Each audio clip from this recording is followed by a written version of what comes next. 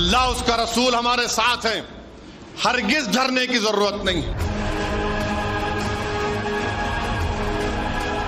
डराने की सियासत अगर कर रहे हैं तो याद रखो, हम सिर्फ अल्लाह से डरने वाले हैं, इक़्तिदार की कुर्सियों पर बैठने वालों से डरने वाले नहीं हैं। अरे हिंदुस्तान नहीं, पूरी दुनिया मुसलमान की है।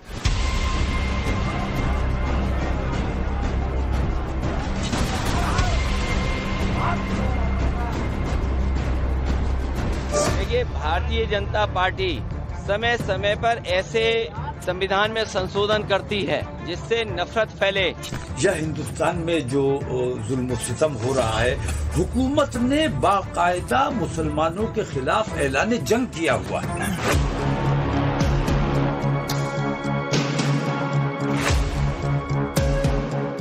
100 हिंदू परिवारों के बीच में एक मुस्लिम परिवार सबसे सुरक्षित रहता है, लेकिन मैं कहता हूं 100 परिवारों के बीच में एक हिंदू की बात तो दूर करिए, 100 मुस्लिम परिवारों के बीच में 50 हिंदू सुरक्षित रह सकता है क्या?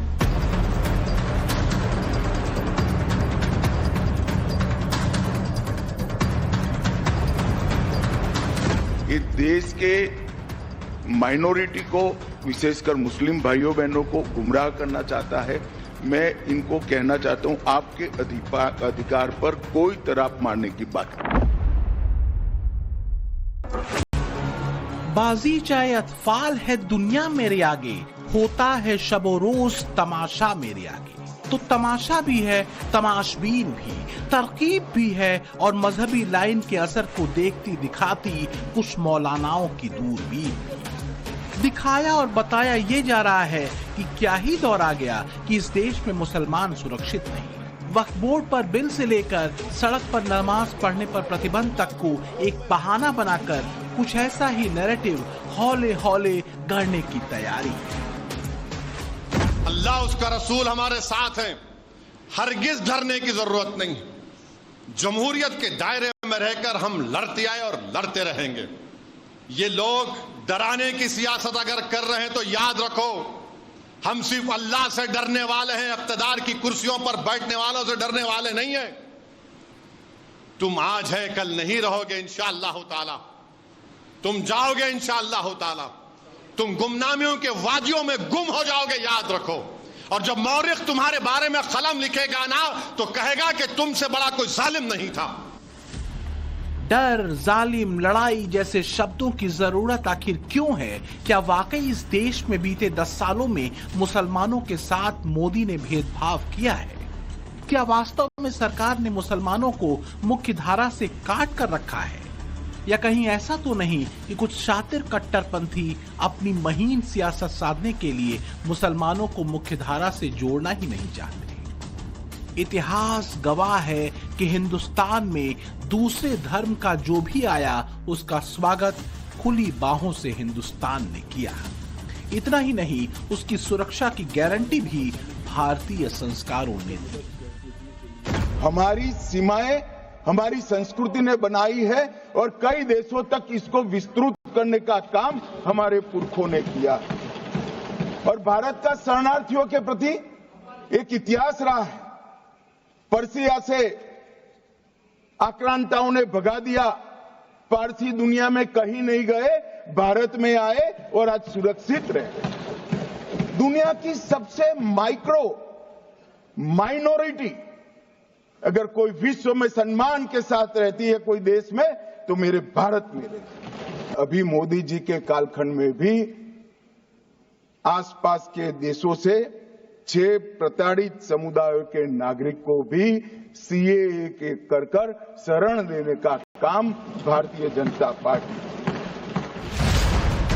तो क्या खींच इसी बात से है कि मोदी सरकार ने कट्टरपंथियों के तमाम विरोधों के बावजूद सीएए के जरिए पाकिस्तान, बांग्लादेश और अफगानिस्तान के प्रताड़ित हिंदू, सिख, बौद्ध, पारसी और ईसाइयों को भारत में जगह देने का कानून बना दिया? या फिर मामला कुछ और है और ज्यादा गंभीर है?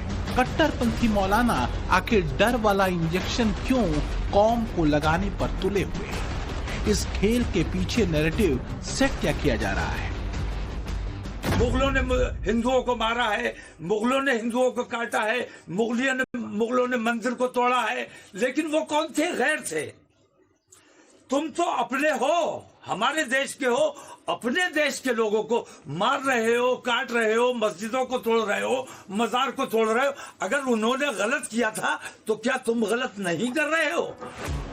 अब पलटकर ये पूछा जा सकता है कि सहिष्णुता का पाठ दूसरे पक्ष के लिए ही क्यों दिया जा रहा है। उस पक्ष के बारे में कट्टरपंथी मौलाना एक लफ्ज नहीं बोलते जो औरंगजेब जिंदाबाद के नारे लगाते।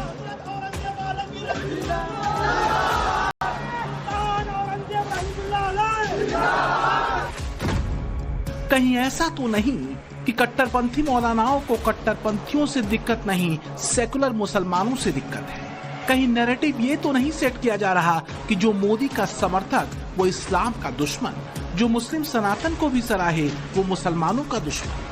क्योंकि जो मुसलमान मोदी की पॉलिसी को सराहे, उसकी प्रशंसा करे, उसके खिलाफ कट्टरपंथी मौलानाओं की ब्रिगेड जहरीली जुबान के साथ कूद पड़ती है। या फिर जो मुसलमान हिंदू धर्म या संस्कृति से जुड़े वो उनके टारगेट पर आ जाता है। अब ताजा मामला ही देखिए, एक्टर सलमान खान ने राम नामी वाली एक घड़ी क्या पहन ली, वोट बैंक वाली कथित सेकुलर ब्रिगेड को मिर्ची लग गई। हिंदुओं को सहिष्णुता का पाठ पढ़ाने वाले खिसिया कर रह गए। वीर राणा सांगा को गद्दार बताने वाली समाजवादी पार्टी के प्रवक्ता ने सलमान की राम नामी घड़ी पहनने पर क्या कहा और किस अंदाज में कहा, ये भी सुनिए। आप पैसा दे दीजिए इनको, आप कहीं पे भी नचा लीजिए। आप आज इन्होंने श्री रामचंद्र जी का नाम बेचना है तो आप देखिएगा इस घड़ी का क्या दाम लगता है। तो ये सब मार्केटिंग है कि कैसे मार्केटिंग के जरिए पैसा कमाया जाए, फिल्मों से पैसा कमाया जाए।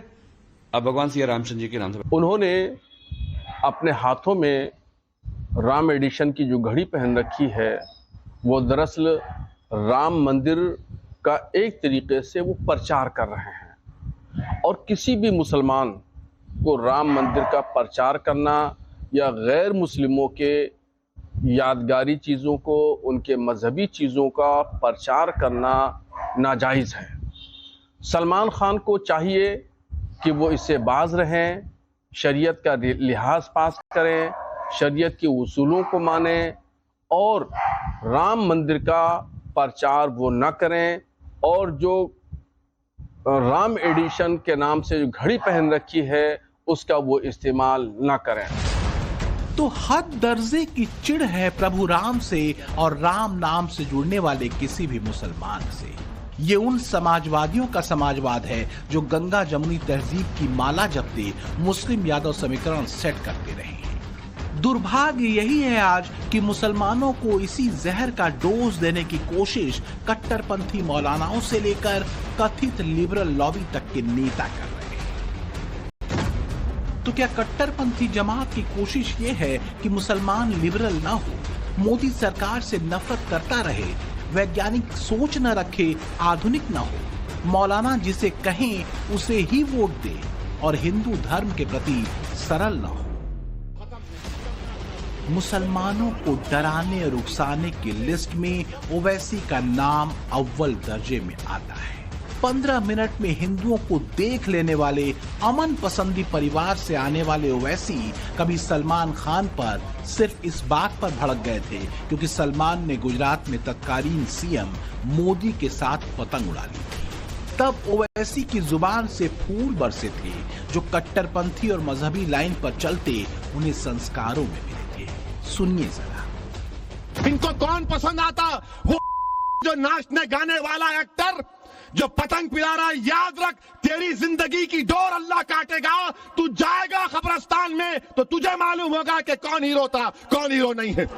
कहीं ऐसा तो नहीं कि कट्टरपंथी मौलानाओं की जमात ही मुसलमानों का दुश्मन बन बैठी है? कहीं ऐसा तो नहीं कि इस कट्टरपंथी जमात में डर इस बात का है कि अगर मुसलमान लिबरल हुआ, मुस्लिम तबके पर कट्टरपंथी मुल्ला मौलानाओं की पकड़ खत्म हो जाएगी? फिर वोट बैंक का क्या हो?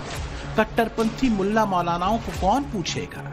सच यही है कि जो भी मौलाना मुस्लिम चेहरे या इस्लाम के असल जानकार सहिष्णुता या सह अस्तित्व की बात करते हैं, वो फौरन इन कट्टरपंथी जमात के मौलानाओं और खुद को मुसलमानों का रहनुमा बताने वाले नेताओं के निशाने पर आ जाते हैं। जोर से शोर मचाया जाता है, इस्लाम खतरे में है, मुसलमान खतरे में है। हिंदुस्तान में जो जुल्म सितम हो रहा है, हुकूमत ने बाकायदा मुसलमानों के खिलाफ ऐलान जंग किया हुआ है। क्रिकेट कैसे खेला जाएगा, रोजा कैसे रखा जाएगा, ये बताने वाला तू कौन है?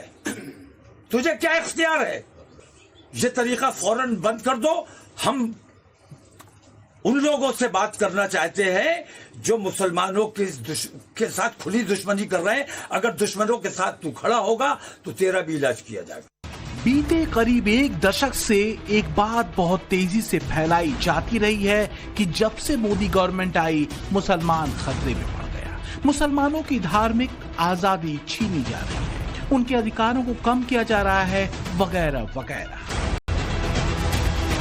वक्फ संशोधन बिल, संभल विवाद और यूपी में सड़कों पर नमाज पर पाबंदी के बाद कट्टरपंथी मौलानाओं ने मुसलमानों को भड़काने वाले प्लान को चौथे गियर में डाल दिया है। पर क्या वाकई देश में मुसलमान खतरे में हैं? मुसलमान इससे ऐसा लगता है जैसे कट्टरपंथी जमात के मौलाना और वोट बैंक की चाहत वाले चेहरे बड़ी शिद्दत से उतर चुके हैं मुसलमानों में एक बार फिर से डर वाली साइकोलॉजी को बढ़ाने में, एक फोबिया क्रिएट करने में कि मोदी सरकार मुसलमानों की दुश्मन है, और वो भी मुसलमानों का दुश्मन है जो मुसलमान होकर भी सेकुलर है। सलमान खान ने राम मंदिर और श्री राम के चित्र वाली घड़ी पहनी तो कट्टरपंथी मौलानाओं और कथित सेकुलर समाजवादियों के तन बदन में आग लग गई। इसी तरह पिछले साल राम मंदिर के उद्घाटन समारोह में जब भारतीय इमाम संगठन के अध्यक्ष उमर अहमद इलियासी पहुंचे थे तो कट्टरपंथी मौलाना आग बबूला हो गए। तो क्या कट्टरपंथी मौलानाओं को खीज और चिढ़ इस बात से होती है कि कोई मुसलमान उनके वाले इस्लाम को फॉलो क्यों नहीं कर रहा, लकीर का फकीर क्यों नहीं हो रहा, दुनिया को काफिर और गैर काफिर की शक्ल में क्यों नहीं देख रहा? यही वजह है कि जब भारतीय इमाम संगठन के अध्यक्ष इमाम उमर अहमद इलियासी राम मंदिर के उद्घाटन समारोह में पहुंचे थे तो इसे कुफ्र मानते हुए उनके खिलाफ नफरती मौलानाओं ने फतवा तक जारी कर दिया था। देखिए, ये मेरे और ईश्वर के अल्लाह के मामलात हैं कि मैंने क्या किया, मैं क्यों गया। आपका जाहिर, आपने जाहिर क्या देखा कि जाने पे जाहिर, एक आदमी जाहिर में बुतों की पूजा कर रहा है तो उस पे फतवा आपने देखा, पूजा करते देखा, दिल को नहीं माना जाएगा। नहीं, आप बुत के सामने बैठ के कहो मैं तो अल्लाह अल्लाह कर रहा हूं, कोई नहीं मानेगा। बात घूम कर वहीं आती है कि क्या कट्टरपंथियों को वाकई ये लगने लगा है कि अगर अभी मुसलमानों के भीतर डर नहीं बैठाया गया तो मामला हाथ से निकल जाएगा।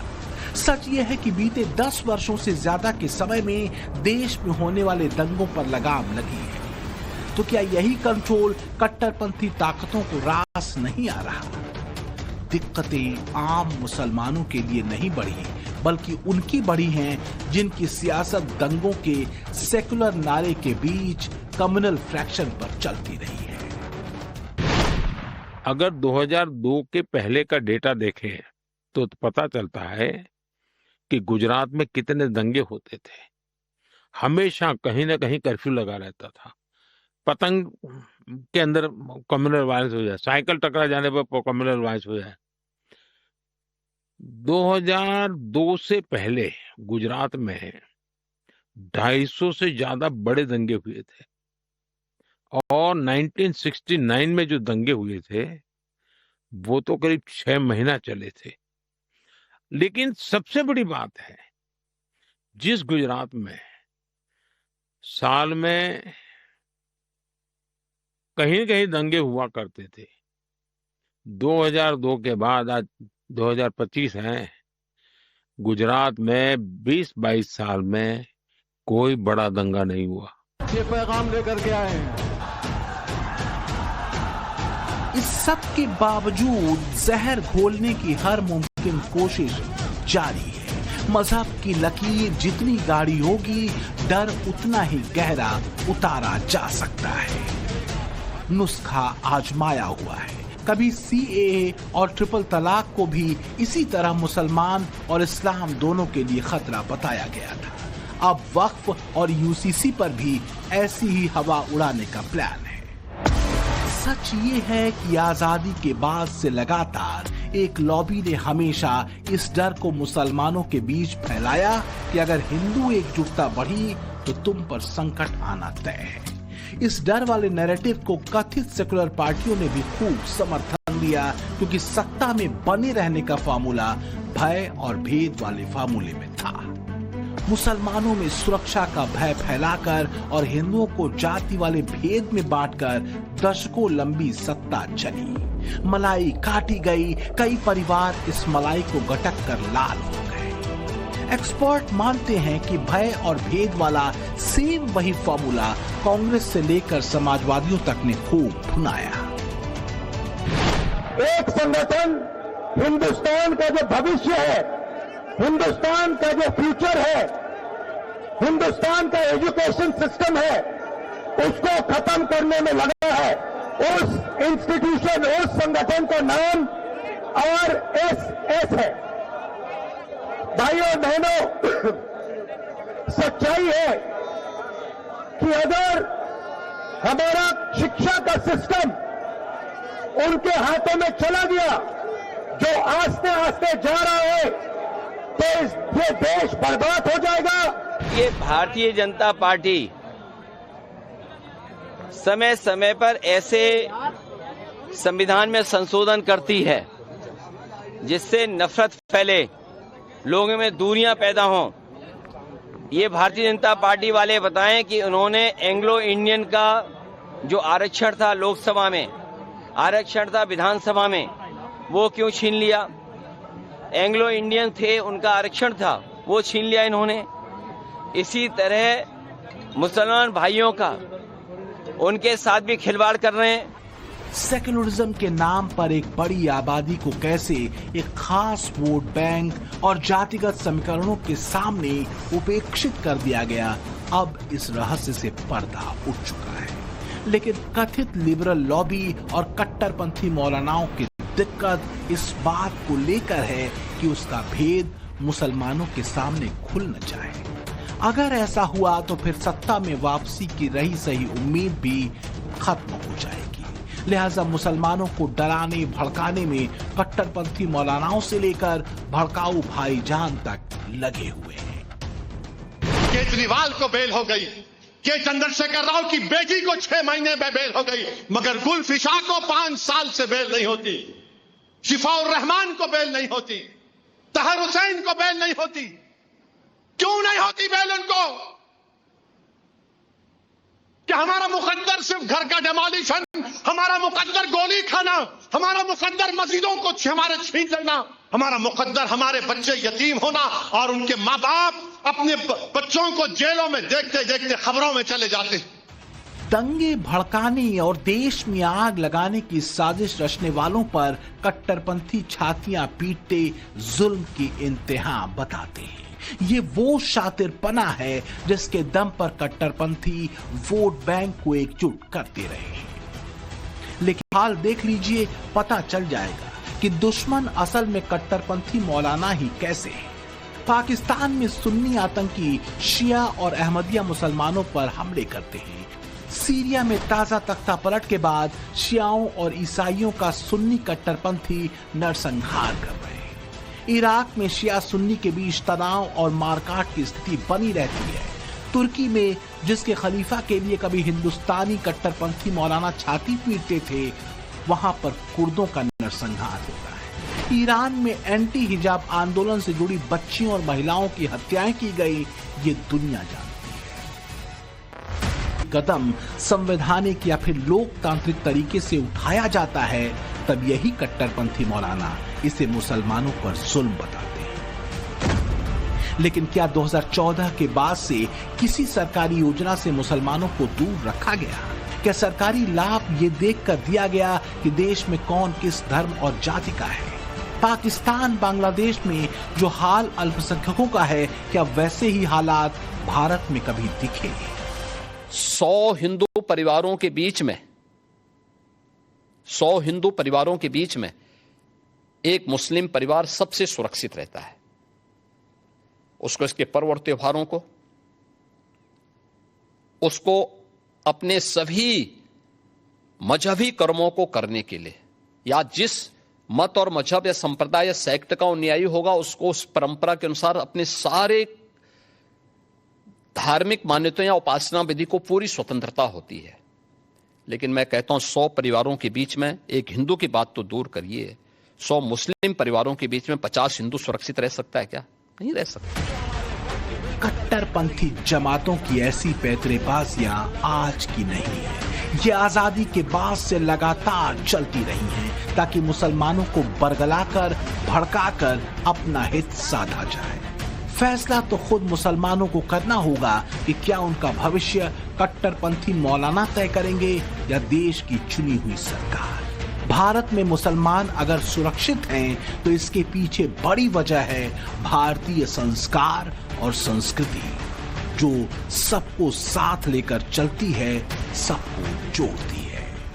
ब्यूरो रिपोर्ट, टाइम्स नाउ, नव भारत।